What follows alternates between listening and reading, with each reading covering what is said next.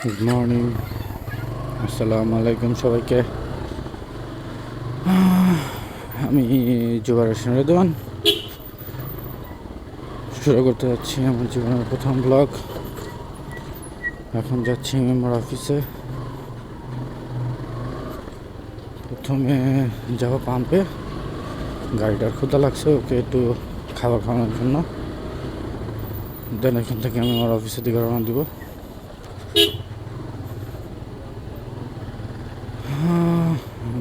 এখন যাব হচ্ছে মহাখালী। দেন ওইখান থেকে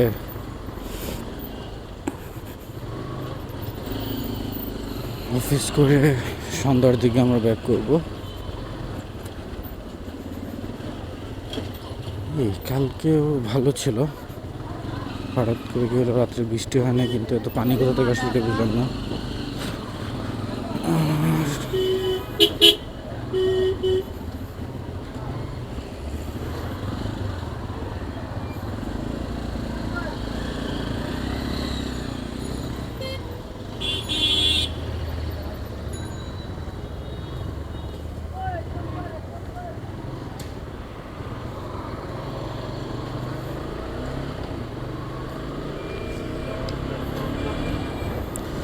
সো আপনারা সবাই কেমন আছেন?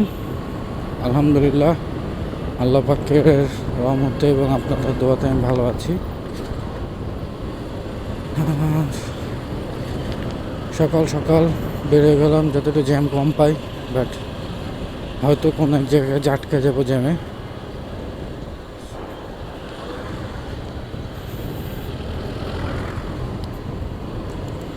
তারপরে দেখি রাস্তায় গাড়ি ঘোড়া একটু কম দেখা যাচ্ছে, না হলে আমি এইখানেই দেখা যায় পার হতে হতে অলমোস্ট 5-7 মিনিট চলে যায়।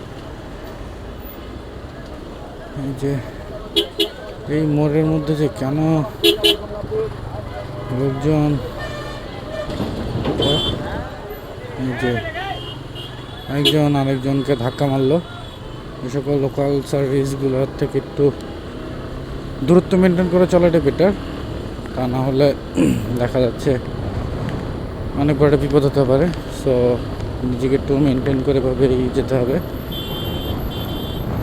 আমি সামনে বামে ড্যান্সো ফিলিং স্টেশন, যেটাকে অনেকে কি নাওয়ানাও বলে থাকে, এখানে যাবো। বাট একটা জিনিস খুবই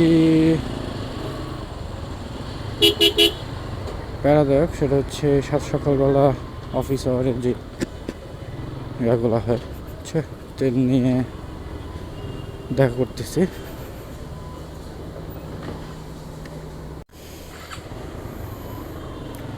সো যেটা বলতেছিলাম, তেল নিয়ে নিলাম। জিনিসটা হচ্ছে এই অফিস আওয়ারে এই যে গ্যাস নেওয়ার যে সিস্টেমটা, এটা খুব প্যাথেটিক, বিকজ অফ এই যে জ্যামে ক্রিয়েট করা হয় অনেক বেশি। আমি এখন আছি টেকনিক্যাল জ্যামে, এটা খুব বড় একটা জ্যাম, এখানে অনেক সময় ব্যয় হয়। তো আপনাদের দেখা হবে একটু জ্যামের পরে। জ্যামের ভিতরে বসে শুধু শুধু আপনাদেরকে কষ্ট দিয়ে লাভ নেই, কষ্টটা আমি করি, আপনাদেরকে কষ্ট দেওয়ার কোনো দরকার নেই আমার। সো দেখা হচ্ছে জ্যামের পরে। ওকে, যেটা বলছিলাম, তেল নেওয়া শেষ, দেন একটু জ্যামে ছিলাম। জ্যামে থাকার কারণে ভিডিও কন্টিনিউ করে নিই, আপনাদের সাথে জ্যামটা শেয়ার করতে চাইনি। সো এখন আমি আছি শ্যামলীতে, ডান পাশে শিশু হসপিটাল, শিশু পার্ক, পঙ্গু হসপিটাল। আর এই রোডটা আমার কাছে মনে হয় আগে যখন চিকন ছিল, আই থিঙ্ক তখনই বেটার ছিল, বিকজ অফ এখন যখন রাস্তাটা চওড়া হয়েছে, এই রাস্তায় কেউ কোনো রুলস মেনটেন করে না। দেখবেন আপনি বাম দিক দিয়ে রঙে রিক্সা আসতেছে, ডান সাইড দিয়ে রঙে আসতেছে। এখানে অনেক অফিস আছে, যে অফিসের গাড়িগুলা কোনো বাধা নিষেধ মানা যখন তখন ডানে বামে ঢুকে যাচ্ছে। দেন এখানে অনেক অ্যাম্বুলেন্স থাকে, অ্যাম্বুলেন্সের কথাটা আলাদা, যে তাদের ইমার্জেন্সির কারণে অনেক সময় অনেক কিছুই করতে হয়। বাট জিনিসটা হচ্ছে ভাই, আপনি যদি রুগী নিয়ে থাকেন তাহলে আপনি জিনিসটা মেনটেন করেন। বাট আপনার কাছে রুগী নাই, আপনি কেন রঙে যাচ্ছেন বা আপনি কেন রুডলি চালাচ্ছেন গাড়িটা? আপনি একটু ভালো মতো চালালেই কিন্তু হয়। আবার যদি অ্যাম্বুলেন্সের লোকজন করে বলেন যে ভাই আপনার তো রুগী নাই, আপনি হর্ন কেন দিচ্ছেন বা আপনি এভাবে রাফ কেন চালাচ্ছেন, সে দেখবেন আপনার সাথে উগ্র ব্যবহার করবে, বলবে যে এটা অ্যাম্বুলেন্স, এটা যে কোনোভাবে চালানোর নিয়ম আছে। দেখেন এখানে রিক্সাগুলো আসার এভাবে কোনো নিয়ম নাই, তারপরও রিক্সা আসতেছে। আর জিনিস হচ্ছে, যদি নিয়মের কথা বলি, নিয়ম মেনটেন করলে বা রুলসে যেটা আছে, কোনো বড় মহাসড়কে কোনো থ্রি হুইলার বা রিক্সা এগুলো কিন্তু চলার কোনো পারমিশন নাই। দেখেন বাসটা তার যেখানে থামার কথা, লোক নেওয়ার কথা, সেখানে না থেমে তার যেখানে মন চাইছে সে সেখান থেকে লোক নিয়েছে। আমার অনেক পছন্দের একটা বিল্ডিং, বাম সাইডে বিটিআরসি ভবন, দেখতে অনেক সুন্দর লাগে। দেন পিছনে আছে আয়কর ভবন, ওইটাও দেখতে অনেক সুন্দর। আমরা কথা বলতে বলতে আগারগা চলে আসছি। সামনে রাস্তাটা আমার খুব ফেভারেট। জিনিসটা হচ্ছে, আগে যখন বুঝতাম না যে বাইকের চালানোর রুলস কি বা বাইকটা কীভাবে মেনটেন করা যায়, অনেক রাফ আমিও বাইক চালাইছি, অনেক মানে রিস্ক নিয়েও গাড়ি আমি চালাইছি। বাট এখন বুঝা শিখছি কীভাবে বাইক চালাতে হয়, সবার ভিডিওগুলো দেখে, বা নিজেরও একটু ম্যাচুরিটি আসছে বাইক চালানোর উপরে, যে না এভাবে বাইক চালালে একটা রিস্ক থেকে যায়। এটার জন্য আমার তো প্রবলেম হবে, যদি বড় কিছু হয় আমার ফ্যামিলিরও একটা প্রবলেম হতে পারে। আমরা আগারগার জ্যামে পড়লাম। বাহ, luxury car applied for registration. ভাই আমরাও যদি ভাবে বাইক নিয়ে অ্যাপ্লাইড ফর রেজিস্ট্রেশনটা চালাতে পারতাম। আমাদেরকে যেদিন বাইক নিয়ে শোরুম থেকে নামি সেদিনকে পুলিশ ধরে বলে কাগজ নাই কেন, বাট গাড়িগুলো কি সুন্দর অ্যাপ্লাইড ফর রেজিস্ট্রেশনে চালাচ্ছে। বাহ, আজকে এত তাড়াতাড়ি ছেড়ে দিল বুঝলাম না কেন। পুলিশ মনে জানতে পারছে ভাই রোডে একটা নতুন মোটর ব্লগার আসছে, তাকে একটু ভিডিও করার সুযোগ দিই। আর তার যেই ভিউয়ার্সরা আছে বা তার যেই সাপোর্টিভ পার্সনরা আছে তাদেরকে আমরা জ্যামে বসে কষ্ট না দেওয়াই। চাঁদপুর বিজ্ঞান ও প্রযুক্তি বিদ্যালয়, বিদ্যালয় লেখা না বিশ্ববিদ্যালয় লেখা? বিশ্ববিদ্যালয়, ওকে। আমি সাইড থেকে দেখেছিলাম, দ্যাটস দ্য ভুল দেখেছিলাম, I am sorry for my mistake. ঠিক আছে, এই রোডটা আমার খুব পছন্দ। এই রোডটাতে জ্যাম না থাকলে খুব মজা করে গাড়িটা চালানো যায়, ঠান্ডা মাথায় রিল্যাক্সে গাড়ি চালানো যায়। বাট জিনিসটা হচ্ছে, এখানে যদি আপনি নিজেকে কন্ট্রোল না করেন, মেনটেন না করেন, তাহলে একটু কষ্ট আপনাকেও পেতে হবে, আপনার পরিবারকেও পেতে হবে। সবসময় যেটা বলছি পুরো ভিডিওর মধ্যেই, যে পরিবারকে কষ্ট দেয়। আপনি আছেন, আপনার পরিবার আছে, আপনি যদি না থাকেন আপনার পরিবারকে কেউ দেখবেও না, শুধু বলবে যে হ্যাঁ লোকটা ভালো ছিল, ছেলেটা ভালো ছিল। আর যদি আল্লাহ না করুক করেন বাইক অ্যাক্সিডেন্ট, কারণ আমাদের বাইকারদের অনেক দোষ কিছু হলেই। হ্যাঁ, ও তো রুট চালায় ভাই, আপনি রুট চালান নাকি সোভার চালান, রোডে আসেন দেখতে পারবেন কে কতটা রুট চালায়, ওভার চালায়। আমরা ভাই কোনো অযোগ্য বা অপেশাদার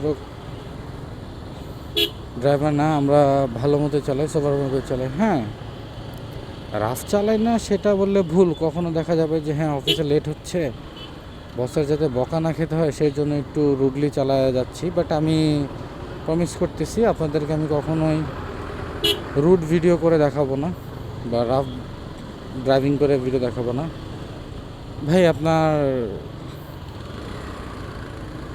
মানে বাইক রাইড করার সময় কেন ফোনে কথা বলতে হবে ভাই? অফিসিয়াল যদি এত কথা বা ইমার্জেন্সি কোনো কথা থাকলে আপনি একটু বাইকটা সাইড করেন, সাইড করে দেন, মোবাইলে কথা বলেন। তার মধ্যে আপনার বাম সাইডে লুকিং গ্লাসের যে অবস্থা, আপনার যদি কেউ বাম সাইডে ওভারটেক করতে যায় আপনি তো দেখবেন না যে আপনার বাম সাইডে কেউ আছে।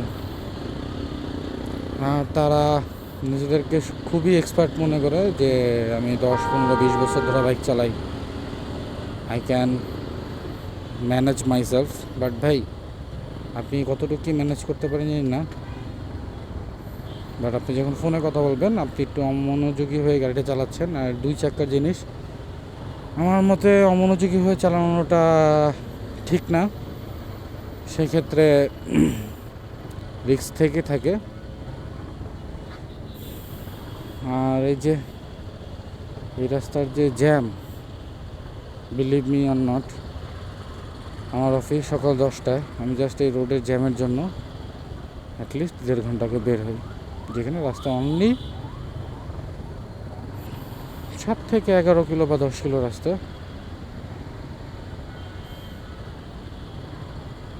যেটা আসতে যদি রোড ফাঁকা থাকে ম্যাক্সিমাম গেলে আধা ঘন্টা লাগার কথা, সেখানে আমি 1.5 ঘন্টাকে বের হই। আরেকটা কারণ আছে, সে কারণটা আমি নাই বললাম।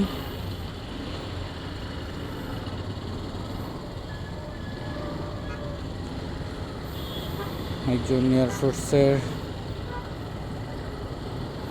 ওয়াইফ হোকসো বা বোন, যেটাই হোক, কিছু না কিছু একটা হবে, সে তার ব্যাগ ক্যারি করে যাচ্ছে। নাম হচ্ছে ভাইয়া রাকিব। তাদেরকে আমি অনেক সম্মান জানাই, স্যালুট জানাই, বিকজ অফ তারা দিনরাত কষ্ট করে আকাশপথের মাধ্যমে আমাদেরকে যে সুরক্ষা দিয়ে থাকে, সেই সুরক্ষার কারণে আমরা এখন এই যে স্বাধীন রাষ্ট্রে স্বাধীনভাবে চলাফেরা করতে পারতেছি।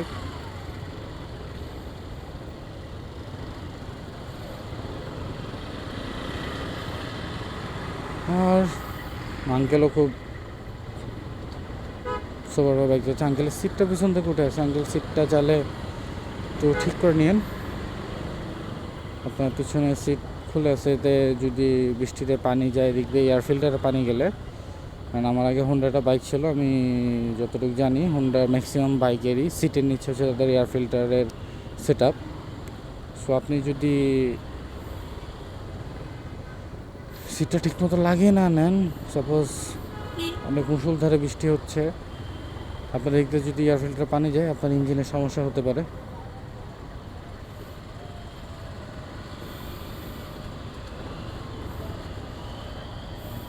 এই যে আঙ্কেল একটু সিরিয়াল মেনটেন করে গেলে কোনো ক্ষতি হতো না। দেখা যেত আপনি যাচ্ছেন, পাশে একটা প্রাইভেট কারের ঘষা লাগলো, আপনার অফিসে সেই লেটই হবে, কারণ ওনার সাথে আপনার একটা তর্কাতর্কি হবে, একটা ঝামেলার সৃষ্টি হবে। আপনি 2টা কথা বলবেন, উনি 4টা কথা বলবে। এই কথার মাধ্যমে দেখা যাবে যে আপনাদের মধ্যে একটা মানে টাইম লসের যে ব্যাপারটা আছে সেটা হবে। আলটিমেটলি দেখা যাবে আপনার অফিসে বা আপনি যে কাজের জন্য এত সকালবেলা বাসা থেকে বেরিয়েছেন সেটা লেট হবে, দেন আপনার মুড খারাপ হয়ে যাবে। সকালবেলা এত ভালো একটা মুড নিয়ে আপনি যাচ্ছেন। সরি, আমার গতকাল থেকে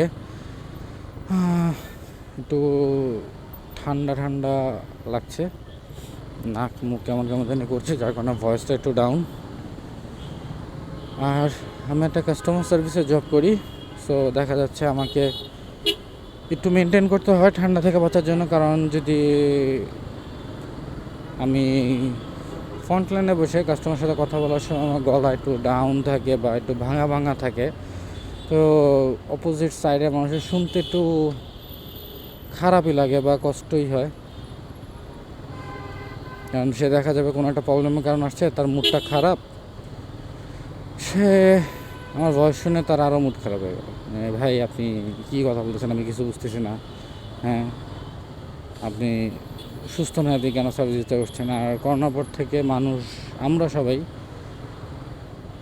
যারা একটু সেফ থাকে করি, তো আমরা একটু এই ঠান্ডা লাগলে একটু কেমন কেমন জানিভাবে সবার দিকে একটু তাকাই যে না কিছুটা হলো নাকি, এই নাকি সে নাকি। বাট আলহামদুলিল্লাহ আল্লাহর রহমতে এখন আমরা ওই মোমেন্টটা থেকে অনেকটা পিছিয়ে চলে আসছি, অনেক দূরে চলে আসছি, যার কারণে এখন আমাদের কিছু হয় না এরকম। এই যে ভাই জাহাঙ্গীর গেটের জ্যাম, বাবারে বাবা, এটা খুব প্যারাদায়ক একটা জ্যাম, এখানে কেউ মেনটেন করে না। ভাই আপনি রাইড শেয়ার করতেছেন, আপনার পিছনে একটা মানুষ আছে, তার দায়িত্ব সবই আপনার। আপনার তো প্রপার কোনো সেফটির কোনো ইয়াও নেই, স্লিপার পরে গাড়ি চালাচ্ছেন, তার মধ্যে কোনো লুকিং গ্লাসের সেট আপ নাই। আর যখন একটু রাইড শেয়ার করবেন একটু চেষ্টা করবেন গাড়িটা পরিষ্কার পরিচ্ছন্নতা রাখার। শুধু রাইড শেয়ার না, সবসময় ট্রাই করবেন গাড়িটা পরিষ্কার রাখার। আপনি যদি পরিষ্কার একটা বিকেলে যান বা সকালবেলা একটা পরিষ্কার গাড়ি দেখেন সকালবেলা যাওয়ার সময়, তখন আপনার দেখা যাবে যে মুডটা ভালো হয়ে যাবে। না, পরিষ্কার পরিচ্ছন্নভাবে থাকতে হবে। কারণ আপনি যখন একটা রাইড শেয়ার করতেছেন, আপনার গাড়িতে আরেকজন যাচ্ছে, সে আপনার গাড়ি যদি পরিষ্কার থাকে বা আপনি যদি পরিষ্কার পরিচ্ছন্ন থাকেন বা আপনি যদি ভালো মতো যাওয়া আসা করেন, তাহলে যে আপনার রাইডটা শেয়ার করার জন্য আপনাকে কল করেছে তারও মুড ভালো হবে যে না একজন ভালো মানুষের সাথে আমি যাচ্ছি। সো যেটা বলতেছিলাম যে বাইক চালানোর সময় কাইন্ডলি মোবাইল ফোনে কথা বলার থেকে বিরত থাকবে। একটু কিছুক্ষণ আগে আমি ভিডিওতে দেখতে পারবেন যে একজন ফোন রিসিভ করার জন্য গাড়ি ব্রেক না করে গাড়ি চলার অবস্থায় ফোন রিসিভ করতে গিয়েছিল। সো সে কন্ট্রোল হারিয়ে ফেলছে। আলহামদুলিল্লাহ স্পিড কম থাকায় সে তার কোনো ক্ষয়ক্ষতি বা কিছুই হয়নি, বা সে পড়েও যায়নি। ভাই জীবনটা আগে। সো আপনি এক জায়গায় দাঁড়িয়ে ফোনে কথা বলে যদি জিনিসটা সল্ট আউট করে ফেলেন, সো সেক্ষেত্রে জিনিসটা দেখা যাবে যে ভালো। তা না হলে আপনিও যাচ্ছেন, আরেকজনও যাচ্ছে, জিনিসটা একটা বিপদ হতে পারে, আপনার জন্য আরেকজনও জ্যাম হতে পারে। জাস্ট লাস্ট কিছুদিন আগে, কিছুদিন বলে তাও 2-3 মাস আগে, এই মহাখালী লিঙ্ক রোডেই আমি মোড়টা ঘোরার সময় একটা হাঙ্ক সে মানে এমন একটা জায়গায় কর্নারিং করার ট্রাই করেছিল যেটা অ্যাকচুয়ালি কর্নারিং করার জায়গা না, বাট সে কর্নারিং করে নিজে বাইকার কন্ট্রোল করতে পারেনি, একটা প্রাইভেট কারের সাথে বাড়ি খেয়ে পড়ে যায়। তো তার বাইকটা আমার বাইকে এসে বাড়ি খায়, যার কারণে আমি কন্ট্রোল হারিয়ে পড়ে যাই। আলহামদুলিল্লাহ আমারও এবং আমার বাইক এবং কিছু হয়নি, ওরকম কিছুই হয়নি আমার বাইকের এবং আমার। জাস্ট প্যান্টটা একটু ছিঁড়ে গেছিলো, পায়ে একটু ব্যথা পাইছিলাম, তাছাড়া কিছু নেই। বাট এই যে অ্যাক্সিডেন্টটা করলেন, এটা যদি এখন পিছনে আমার বাইক না থেকে এটা সাপোজ আল্লাহ না করুক একটা বড় বাস থাকতো, তখন কিন্তু জিনিসটা আরও ভয়াবহ হতো। আমার পছন্দের একটা ব্র্যান্ডের গাড়ি ভলভো, বাট ভিতরে যে ড্রাইভার আছে সে তার মুডটা মনে হয় খারাপ, সকালবেলা কিছু একটা হয়েছে। সে যেভাবে সামনের বাইকওয়ালাকে বা বাইকারকে হর্ন দিয়ে চাপ দিচ্ছিল, সেটা খুবই খারাপ দেখা যায়। ভাই আপনি একটা ভালো ব্র্যান্ডের ভালো দামি একটা গাড়ি চালাচ্ছেন, গাড়িটা দেখেই আপনাকে জাজ করা যাচ্ছে যে হ্যাঁ আপনি একটা সোভার মানুষ। এটা ভুল যে গাড়ি দেখে মানুষকে জাজ করে। গাড়ি দেখে কখনো বা আউটলুক দেখে কখনো জাজ করা যায় না কোনো মানুষকে। বাট এত দামি গাড়ি নিয়ে ওনার কী হবে ভাই? উনি পড়ে গেলে ওনার লুকিং গ্লাসটা ভাঙবে, 300-400 টাকা দাম, ওনার বাম্পারটা ব্যাকা হবে, সোজা করে নেওয়া যাবে। আপনার গাড়ি তো অনেক বেশি ক্ষতি হবে, রং উঠে গেলেই তো শেষ, 5-10 হাজার টাকার। আপনার ভলভো গাড়ি অনেক দামি একটা গাড়ি, তার মধ্যে এসইউভি, সো আপনার দেখা যাবে ক্ষতিটা আরও বেশি হবে। তো কথা বলতে বলতে আমি আমার অফিসের কাছাকাছি চলে আসছি। আমি সামনে ডান দিকে ফ্লাইওভারের নিচে দাঁড়াবো নাস্তা করার জন্য। সো নাস্তা করে আপনাদের সাথে দেখা করছি। যেটা বলছিলাম, নাস্তা করা শেষ, এখন বাম দিকে আমার অফিসের দিকে ঢুকে যাবো, বাট অনেক ট্রাফিক জ্যাম, একটু থামলে তারপর যাবো। মানুষজন সবাই দাঁড়া রয়েছে। এই যে আমার অফিস বলতে অফিসের বিল্ডিং ওইটা।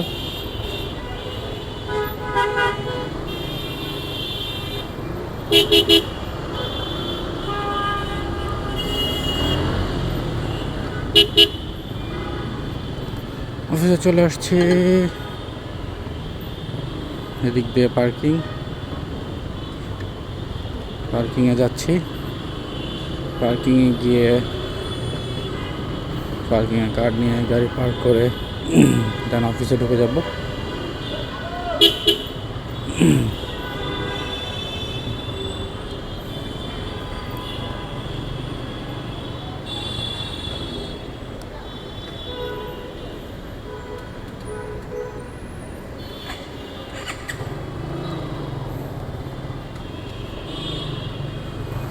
ভাই